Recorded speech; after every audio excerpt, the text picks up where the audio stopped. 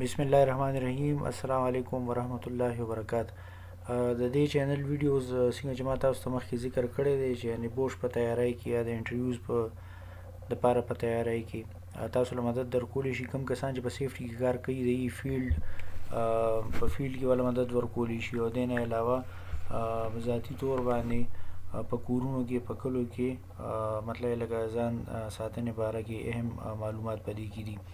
زموږ نننی ویډیو د ډینګي باره کې د ډینګي چې کوم دی دا یو قسم لتبه ده یا فیور دی او د یو وایرس نه لګي.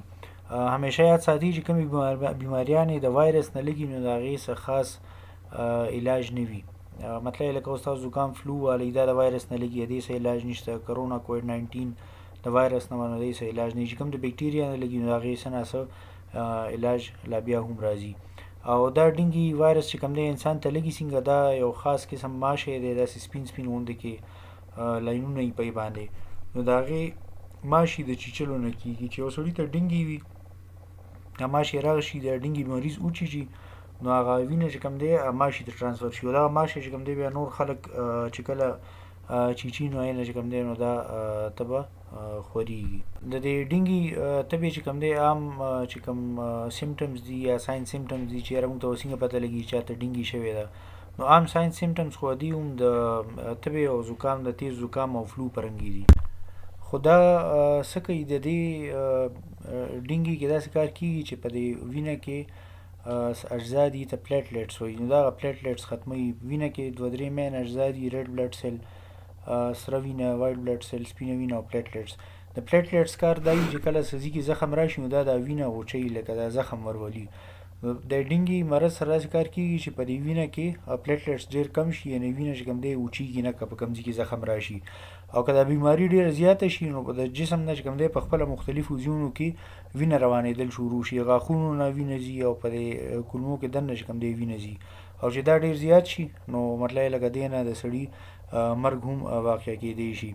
چې چاته ډینګي وشي او دی ریکور شي، مطلب لکه دی واپس ټیک شي، نو د ده کې په خپله ایمیونټي ډیولپ شي، مطلب لکه ده ته دوباره دغه ډینګي نه کېږي. خو په ډینګي وایرس کې ځان له دوه درې قسمه دي چې کوم لکه مطلب لکه تاسو 1 2 3 مثلا په دې کې قسمونه والئ، نو که 1 نمبر نه سړي ته ډینګي وشي نو 1 نمبر به دوباره د ته بیا دوباره نه کېږي، ځکه په خپله مدافعت د په وینه کې پیدا شي.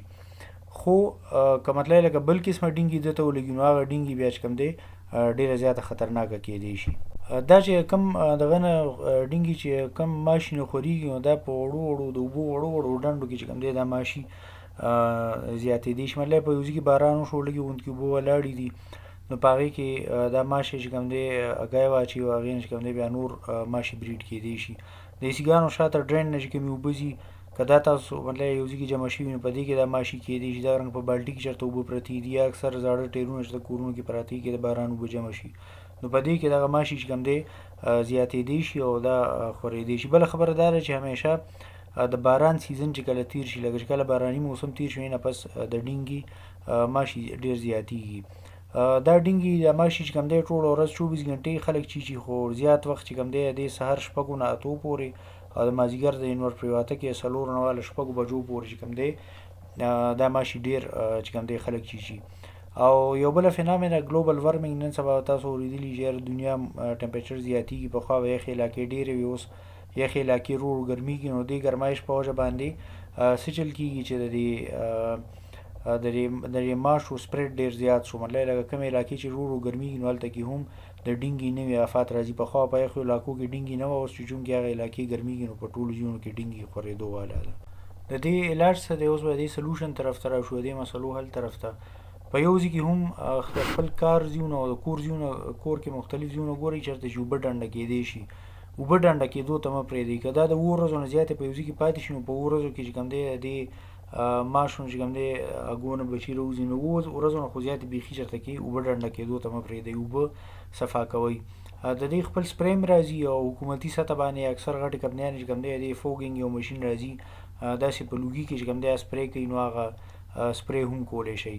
د دنیا مختلف ملکونه او اقوام متحده ډینګي کنټرول پروګرام جوړ کړی دی. هغې کې دوی داسې کار کوي چې د ډینګي ماشي مقابله کې یو بل ماشی پرېږدي، نو هغه ماشي چې کوم دی څه چل کوي چې ډینګي دا ماشي کموي. یو غټ پروسس دی، خو تاسو ته ان شارټ دا وایم چې لکه څه خاص قسمه ماشي حکومت د طرفه پرېښودی شي او هغه چې کوم دی څه کار کوي چې هغه د ډینګي د ماشي ورو ورو ختم کړي. چې چاته هم دا مرض وشي نو هغه ما څنګه تاسو ته وویل علاج نشته دی او ډاکټران ورته عام پیناډال وغیره ورکوي، په کار یې ډاکټر له لاړ شي یا ور دوایي ورکړي او اوبه دې زیاتې څښي. او څنګه چې په کرونا کې مریضان کوارنټین کېدل نو دغه شانتې دا یې کوارنټین کړي او مچردانۍ چې څه ته وایي لکه ماسکیټو نیټ یا مچردانۍ یې په کټ باندې واچوي چې یاره ماشي راځي او دی چیچي نه، ځکه چې دنه بیا نور خلک بیماران کېدی شي. دې نه علاوه د ماشو په بدن باندې یو کریم لګي چې هغه تاسو ولګوئ نو ماشي به تاسو له جوخ نه راځي.